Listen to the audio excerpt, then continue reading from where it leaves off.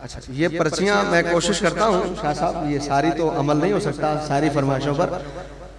तो दोस्ताने दी वकार, मैं ये अर्ज कर रहा था कि शान सैयदा फातिमा ज़हरा पर कुर्बान जाऊं, आपकी अजमत और रिफत पर कुर्बान जाऊं, आपके मकाम मर्तबे पर कुर्बान जाऊं। हजरत जी वकार के महशर का दिन हजरत इमाम मुस्लिम सही मुस्लिम में लिखते हैं, हजरत जी वकार देखिए महशर का दिन होगा, आओ हजरत जी वकार हया को ईमान का हिस्सा करार दिया गया। सरकार फरमाते हैं हया ईमान में से है, जिस बंदे के अंदर हया है उसमें ईमान है। बोलो उसमें क्या है? हया नहीं तो ईमान नहीं, हया को ईमान का हिस्सा करार दे दिया। हजरत जी वकार आज अगर आपको बेहयाई बढ़ती हुई नजर आए तो समझ लो कि हया खत्म हो गई। जब तक हया होती है ना हजरत जी वकार, उसे ईमान का हिस्सा करार दिया जाता है।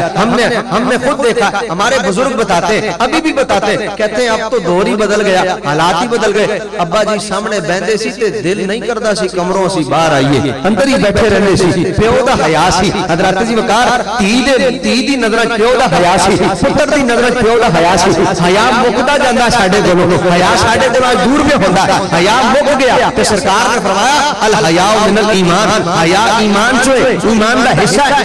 हया खत्म हो गई, जो हया खत्म हो जाए तो फरमाया जिस बंदे में हया खत्म हो जाए जो मर्जी करे। अब हया ईमान का हिस्सा है, तो जिसकी अंदर जितनी हया होगी उसका ईमान इतना पुख्ता होगा, जिसकी हया जितनी ज्यादा होगी उसका ईमान इतना पुख्ता होगा।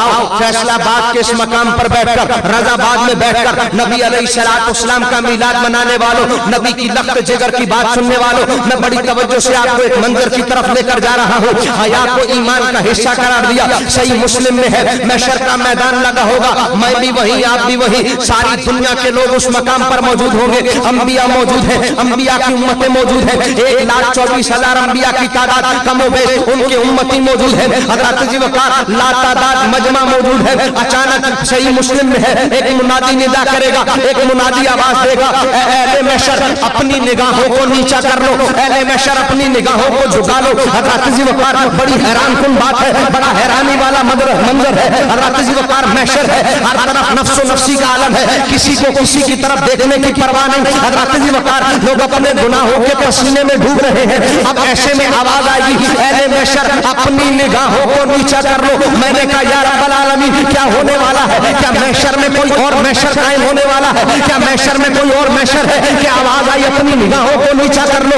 मौला महशर तो कायम हो चुका, हशर तो कायम हो चुका। ये लोग निदामत के साथ क्या मौजूद है? हर कोई डर रहा है, आलम नफ्सो नफ्सी का, किसी को किसी की तरफ देखने की वैसे परवाह नहीं। ऐसे वक्त में आवाज आई अपनी निगाहें नीची कर लो। मौला निगाहों को नीचा करवाने का हुक्म दिया। वजह क्या है? क्या होने वाला है? मौला कोई दूसरा महशर कायम होने वाला है तो आवाज आएगी नहीं महशर में कोई और महशर नहीं, महशर तो कायम हो चुका, मगर हयाए फातिमा ज़हरा का तकाज़ा था। हज़रत फातिमा ज़हरा की हया का तकाज़ा था। अहले महशर ये नबी की लख्त जिगर है, सारी जिंदगी इसने हया में गुजारी है। लिहाजा आज जब महशर कायम हो चुका है फिर अपनी निगाहों को नीचा कर लो कि फातिमा बिन्ते मोहम्मद गुजरने वाली है, फातिमा बिन्ते मोहम्मद का गुजर होने वाला है। हज़रत जी वकार ये हयाए फातिमा ज़हरा का तकाज़ा था।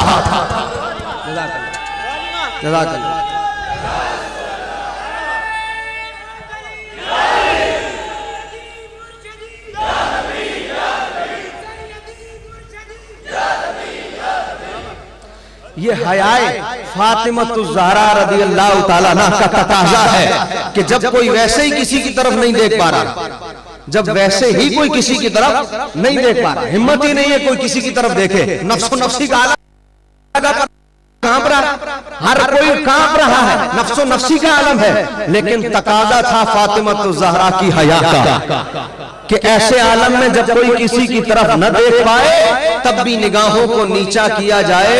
अरे जिसने सारी जिंदगी हया के साथ गुजारी हो, आज नजरें ऊपर हो और वो गुजर जाए, फरमाया नजरें नीची करो।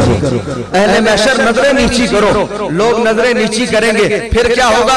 ऐसा नहीं है लोग नजरें नीची करके खड़े और उथे किसी ने फ्रॉड की करना है, इथे तो चलो तो आखिए कि नीवे देखो, नजरें नीची करो। आप यूं देखेंगे तो मुमकिन है वो डर डर के ऊपर यूं चोरी चोरी देख ले, यहां तो हो सकता है, वहां तो ये भी नहीं हो सकता, वहां तो ये भी जान कांप रही होगी, फ्रॉड किसने करना है? वहां तो वैसे ही नफ्सो नफ्सी होगी, फ्रॉड किसने करना है? वहां तो कहा नीची करो तो बस निगाहें नीचे, अब निगाहें तो वैसे ही नीचे, फिर आहिस्ता आहिस्ता गुजर जाए, नहीं, फरमाया 70,000 हूरों का झुरमुट होगा। आए हाय, 70,000 हूरों का झुरमुट होगा।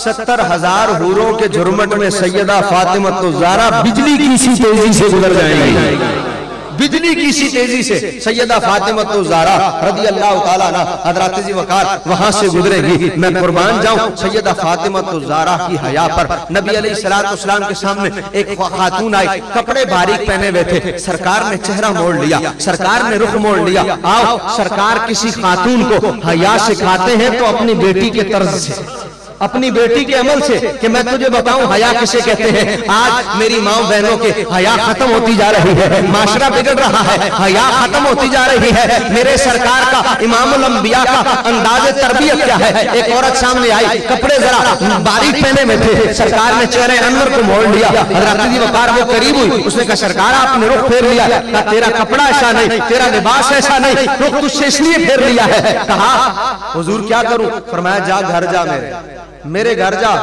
और फातिमा होगी उससे कहना सुई दे दें। सुई, अंदाज देखिए समझाने का।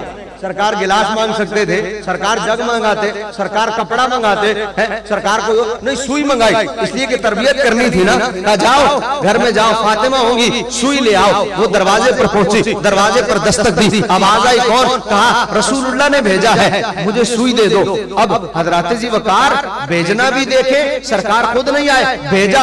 अब फातिमा तो ज़हरा की बसीरत का भी अंदाजा करें, अल्लाह ने बसीरत कितनी अता की मुझे और आपको। कोई दरवाजे पर दस्तक के, किसने भेजा? आपके अब्बू ने भेजा है, कह रहे हैं घड़ी दे दे, हम दरवाजा खोल के उसे घड़ी देंगे। कोई कहे आपके अब्बू ने भेजा है, फलानी चीज मंगाई है, हम दरवाजा खोल के देंगे। हमें तो नहीं पता ना कि दरवाजा खोलना है कि नहीं खोलना।